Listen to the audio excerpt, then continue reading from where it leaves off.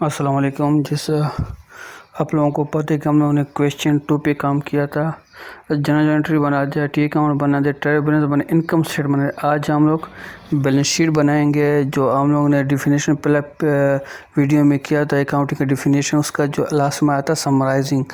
तो ये balance sheet पूरा डेटा का समराइजिंग। जैसे ये general entry T account analyse किया था, फिर इसका क्लासीफाई किया इनकम स्टेटमेंट के ज़रिए। और इसके बाद अभी आज हम लोग बनेंगे बैलेंस शीट, जिसको हम लोग कहते हैं समरी। सही है, जिससे हम लोग ने डिफिनेशन किया था उसी के मुताबिक सारा काम चल रहा है। आप यहाँ पर करंट एसेट है और फिक्स एसेट इस साइड पे। तो यहाँ पर करंट एसेट हमारे पास सबसे पहले क्या आएंगे, कैश। तो कैश जो हमारे हैं वो करंट एसेट में आ रहे। इसके बाद आ रहे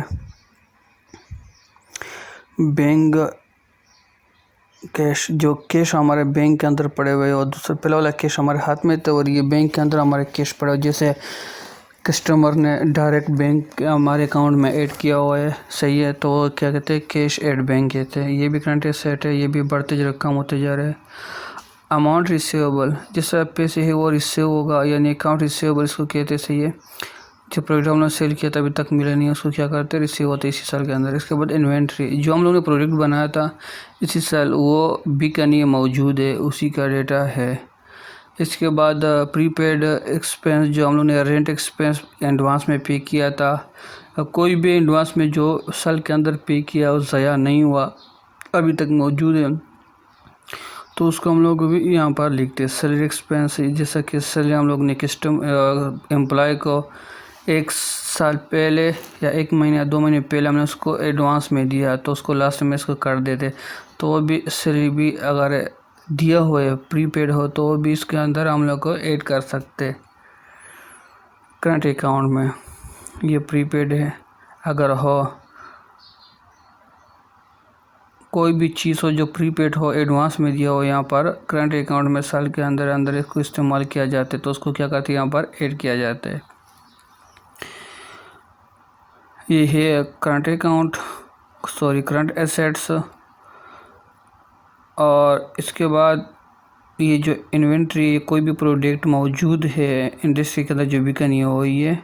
इसके बाद लाइबिलिटी साइड में हम लोग के पास आएंगे अकाउंट पेएबल, जो हमारे जो चीज़ हमने उधार पे लिए थे अभी तो उसको पैसे पे नहीं किया हुआ है। बैंक लोन, जो बैंक से लोन लिया हुआ है वो भी देना है 1 साल के अंदर, अगर हो। नोट पेएबल, कोई भी ऐसा जो चीज़ हम लोग ने वादा किया प्रोडक्ट के लिए वो पैसे दिए नहीं, उसको नोट बनाना, वो भी उसको देने हैं। ये भी के करंट एसेट लाइबिलिटी में आ रहे हैं। जो 1 साल के अंदर जो उधार है उसको पे करना है, सही है, तो क्या है, करंट लाइबिलिटी। अभी हमारे पास इस टाइम मौजूद करंट लाइबिलिटी 3 किस्म के अकाउंट पेएबल है, बैंक लोन और नोट पेएबल।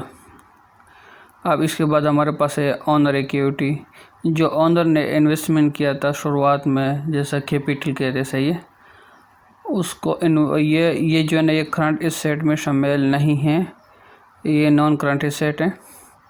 तो हमारे पास क्या थे, कैपिटल सालों साल चलते हैं, इक्विटी।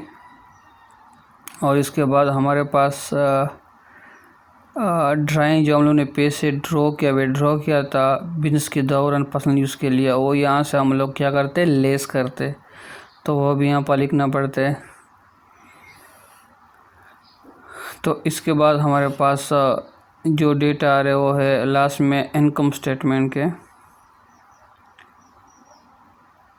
जैसा कि हम लोग का लास्ट में इनकम स्टेटमेंट नेट प्रॉफिट जो रह गया था वो यहाँ पर क्या करते, ऐड करना पड़ता है, या उसको कहते हैं रिटर्न अर्निंग, सही है। बड़े बड़े इंडस्ट्री में इसको रिटर्न अर्निंग के नाम से पुकारा जाता है या लिखा जाता है, सही है। तो यहाँ पर क्या करते हैं, ऐड किया जाता है। तो ये जो डेटा है ये साल के अंदर ये भी चलते हैं, और यहाँ पर लॉन्ग टर्म जो साल से ज़्यादा चलते हैं, इसका अंदर हम लोग के पास बॉन्ड है, ये 1 साल से ज़्यादा लोन है। इसको हम लोग यहाँ पर सिर्फ लिखते हैं, उसके बाद में हम लोग इसको बाद में एक वीडियो बना के इसे एक्सप्लेन करते हैं। जैसे शेयर हो गया, बॉन्ड क्या चीज़ है, शेयर क्या चीज़ है, सही है, ये साल से ज़्यादा है, उसके लिए अलग से हम लोग एक वीडियो बना के इसको समझेंगे, एक्सप्लेन कर देंगे। फ़िलहाल यहाँ पर हम लोग इसको क्या करते हैं, बैलेंस शीट के अंदर लिखते ताकि हमें पता चले कि ये इसके अंदर लाजमी आ जाते हैं। तो इसको अच्छी तरह समझना चाहिए कि बैलेंस शीट के अंदर क्या क्या चीज़ आ रहा है, लाइबिलिटी साइड में क्या चीज़ आ रहा है, एसेट साइड में क्या चीज़ आ रहा है। लाइबिलिटी साइड के अंदर हम लोग के पास करंट लाइबिलिटी है और ऑनर इक्विटी है और लॉन्ग टर्म लाइबिलिटी है, ये है। इसके बाद हमारे पास दूसरे साइड पे एसेट्स में फिक्स एसेट में क्या आ रहा है, फर्नीचर आ रहे हैं जिसका हमने पहले जिक्र किया था, और यहाँ पर मशीनरी आ रहे, और यहाँ पर बिल्डिंग लैंडिंग जो था जो हम लोगों ने सेकंड वीडियो में एक्सप्लेन किया था वो चीज़ यहाँ पर फिक्स आ रहे। तो यहाँ से लेस करने डिप्रिसिएशन, बिल्डिंग हो या मशीनरी या फर्नीचर से जो डिप्रिसिएशन है उसको क्या करते हैं, लेस करते हैं। इसके बाद टोटल करते हैं। डिप्रिसिएशन वो चीज़ है जो एक मशीन से, जो हम लोगों ने पहले बता दिया था सेकंड वीडियो में कि क्या चीज़ है, तो इस पर भी अलग से वीडियो बनाएंगे, इस पर अलग से एक टॉपिक है, इसको हम लोग इंशाल्लाह समझेंगे। तो फ़िलहाल यहाँ पर ऐड कर देंगे ताकि पता चले कि फिक्स एसेट से ये क्या क्या चीज़ है यहाँ पर लिखना पड़ता है और क्या क्या माइनस वो ऐड करना पड़ता है। तो यहाँ पर डिप्रिसिएशन जो है ना वो क्या करते हैं, लेस करना पड़ता है। वहाँ पर ऑनर इक्विटी में लेस करना पड़ता था और यहाँ पर डिप्रिसिएशन लेस करना पड़ता है। बाकी वही कि वही जो आपके सामने मौजूद है। ड्राइंग जो हम लोग ने, सॉरी, इनको यहाँ पर ड्राइंग लेस करना पड़ता है, मैंने वो अल्फाज थोड़ा गलत बोला, कोई बात नहीं। तो यहाँ पर हमारे पास क्या क्या चीज़ है, कैश है, कैश हमारे पास ट्रायल बैलेंस में मौजूद है। यहाँ पर हम लोग सबसे पहले कैश लिखेंगे। कैश हमारे पास 500 रुपये है।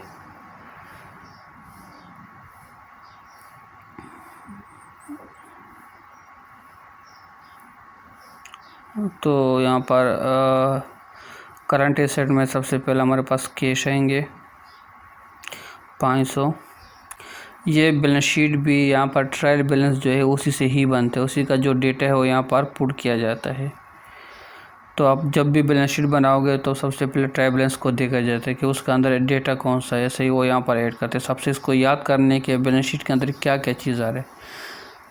अब इसके बाद हमारे पास जो चीज़ है यहाँ पर, यानी हम लोग ने कैश किया, अभी कैश के बाद हमारे पास कुछ और नहीं है। बैंक हमारे पास है, कितना है हमारे पास बैंक, कैश एट बैंक, यानी 6000 हमारे पास बैंक में है।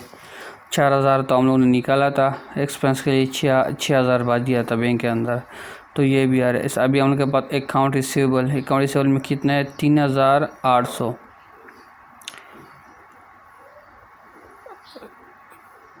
तो यहाँ पर हमने अकाउंट रिसीवेबल को हम लोग यहाँ से 3800 को यहाँ पर ऐड करना है। तो ये हमारे अकाउंट रिसीवेबल में आ गया। तो हमारे पास इसके बाद फिर क्या आ रहा है, प्रीपेड कुछ नहीं है, यानी यहाँ पर हम लोग का इन्वेंट्री नहीं है। प्रीपेड एक्सपेंस हमारे नहीं है, होता तो फिर यहाँ पर हम लोग यहाँ पर ऊपर लिखा था कि प्रीपेड एक्सपेंस, रेंट एक्सपेंस, लेकिन वो प्रीपेड तो नहीं है, यहाँ पर प्रीपेड लिखेंगे। तो यहाँ पर और कुछ नहीं है, सिर्फ ये जो 3 डेटा है वो मौजूद है। इसके बाद हम लोग कहेंगे फिक्स एसेट पे। तो फिक्स एसेट पे हमारे पास सबसे पहले क्या आ रहा है, फर्नीचर। तो फर्नीचर के दिखते के है या नहीं है, हाँ यहाँ पर फर्नीचर मौजूद है। 8000 से फर्नीचर है, सॉरी 6000 से। तो यहाँ पर हम लोग फर्नीचर यहाँ पर 6000 लिखेंगे। तो उसके बाद फिर मशीनरी देखते हैं, मशीनरी नहीं है हमारे पास, बिल्डिंग नहीं है हमारे पास, डिप्रिसिएशन वो नहीं है जो लेस करे इससे। तो इसके बाद हम लोग इस साइड पे जाएंगे, लाइबिलिटी साइड पे। तो हमारे पास करंट लाइबिलिटी में क्या चीज़ है, सबसे पहले अकाउंट पेएबल का हमारे पास अकाउंट पेएबल कितना था वो देखते हैं। तो यहाँ पर ट्रायल बैलेंस के अंदर हमारे पास अकाउंट पेएबल क्या है, कितने हमारे पास अकाउंट पेएबल है, वहाँ पर 1700। तो 1700 हमारे पास अकाउंट पेएबल है। तो यहाँ पर हम लोग अकाउंट पेएबल 1700 करंट लाइबिलिटी में लिखेंगे। तो यहाँ पर अच्छा, यहाँ पर थोड़ा गलती हो गई, यहाँ पर 3800 का है, वो हमने 1700 लिखा, कोई गलती हो जाते, कोई बात नहीं है। तो यहाँ पर दोबारा से कुछ सीधे किया, सही किया। अब इसके बाद हमारे पास जो अकाउंट रिसीवेबल था वो 3800 थे ना, गलती किया था, कोई बात नहीं है, इंशाल्लाह इसको अच्छी तरह देखना, गलती बिल्कुल नहीं करना। हमारे से तो हो गया।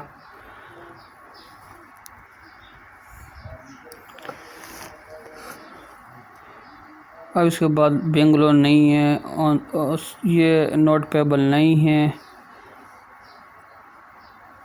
जो चीज़ है उसको हम लोग क्या करते हैं ऐड कर देंगे। ये लाजमी किसी और में आएंगे, लेकिन इसमें इस मतलब इसमें नहीं। ऑनर इक्विटी में हमारे पास के कैपिटल इक्विटी हमारे पास है, हाँ है।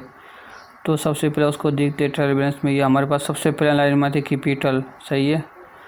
हमारे पास है कैपिटल, ऑनर इक्विटी हमारे पास है, इसको ऑनर इक्विटी कहते हैं। तो ऑनर इक्विटी हमारे पास 16,000 है। इसके बाद लेस कर देंगे विड्रॉ, ड्राइंग की विड्रॉ है असला अल्फाज में, तो मैंने शॉर्ट के लिए ये तरीका। तो हमने कितना से यहाँ पर विड्रॉ किया, ड्राइंग ये रहा 4,000 जो एक्सपेंस के लिए इस्तेमाल किया। तो यहाँ से हम लोग क्या करते हैं लेस कर देंगे, किससे, ऑनर इक्विटी से, क्योंकि ऑनर इक्विटी हमसे 4,000 जब बैंक में जमा किया उससे हम लोगों ने फिर 4,000 लगा दिया, खर्च किया। तो 4,000 यहाँ से हम लोग क्या करते लेस करते।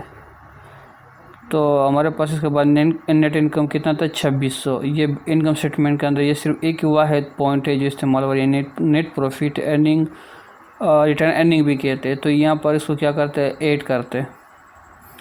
तो हम लोग के पास 2600 नेट इनकम है।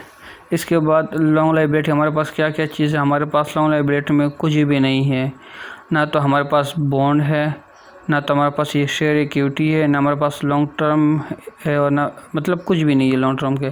तो हमारे टोटल यहाँ पर बन गया 16,300 लायबिलिटी, और दूसरे साइड पे जो टोटल बन गया था यहाँ पर भी 16,300। तो ये जैसा मैंने डिफिनेशन किया था अकाउंटिंग का फर्स्ट वीडियो में, उसमें हमने कहा था लास्ट में कि भाई इसको लास्ट में समराइज़ किया जाता है, एनालाइजिंग समराइजिंग, जैसे एनालाइजिंग क्लासिफाइंग एनालाइजिंग समराइजिंग, जो हम लोगों ने लास्ट में अल्फाज इस्तेमाल किया था डेटा को रिकॉर्डिंग के बाद हो। तो ये यहाँ पर देखो पूरा डेटा क्या हो गया समराइज हो गया। तो दोनों सेट को बराबर रखना चाहिए, 16,300, दूसरे सेट पे भी 16,300। अगर इसमें मतलब कुछ गलती आ गया, मतलब ज़्यादा काम पेश है, तो यहाँ पर आपका जो बैलेंस शीट है वो नहीं बनते। आपको अच्छी तरह देखना है कि लायबिलिटी में क्या क्या शामिल है, करंट अकाउंट में क्या क्या शामिल है, इसको याद करना है, सही। ऐसे चीज़ें जो इसके अंदर शामिल है और डेटा में नहीं है वो मैंने लिखा है, जैसा कि यहाँ पर लॉन्ग टर्म लायबिलिटी में बॉन्ड, शेयर इक्विटी, सही है, ये नहीं है मैंने लिखा। और यहाँ पर इस सेट फिक्स सेट के अंदर हम लोग के पास मशीनरी, फोल्डिंग, बिल्डिंग डिप्रिसिएशन, ये चीज़ें नहीं हैं, लेकिन लिखा तो सही। और लायबिलिटी में लॉन्ग टर्म में बॉन्ड्स और शेयर इक्विटी, सही है, ये यहाँ पर नहीं है, फिर भी लिखा है, क्योंकि नेक्स्ट में अगर बैलेंस शीट में ये डेट आ जाए तो यहाँ पर इसको याद करके लिखना पड़ता है। तो ये हमारा जो बैलेंस शीट आपके सामने बन गया। सबसे पहले हम लोगों ने क्या बनाया था जनरल एंट्री के क्वेश्चन 2 से, सही है। तो यहाँ पर सबसे पहले हम लोग ने जो हमारे पास क्वेश्चन 2 है उससे हम लोगों ने ये चीज़ सारे बनाते हैं, general entry account, trial balance, income statement, balance sheet, ये अकाउंटिंग के समराइज तक हम लोग पहुँच गया।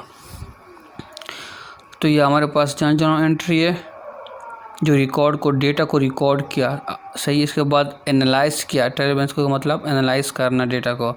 इसके बाद इसको क्या क्या हम लोग ने क्लासीफाई किया। इसके बाद देखो income statement, trial balance, data classify करने के बाद क्या क्या बैलेंस शीट के ज़रिए इसको समराइज़ किया। तो दोनों साइड को यहाँ पर आप बराबर रखना चाहिए कि दोनों बराबर हो। अगर बराबर ना हो तो समझो कि इसमें मसला है, या तो इसी में मसला हो या ट्रायल बैलेंस में मसला होगा, सही है। तो यहाँ पर हम लोग का जो बैलेंस शीट है वो कंप्लीट हो गया, पूरा अकाउंटिंग कंप्लीट हो गया। अभी इसके अंदर जो क्वेश्चन आ जाते, पेपर के अंदर आ जाते, सही है, वो पूछा जाता है, उसके मुताबिक हम लोग काम करते हैं। Okay, so thank you so very much, अल्लाह हाफिज़।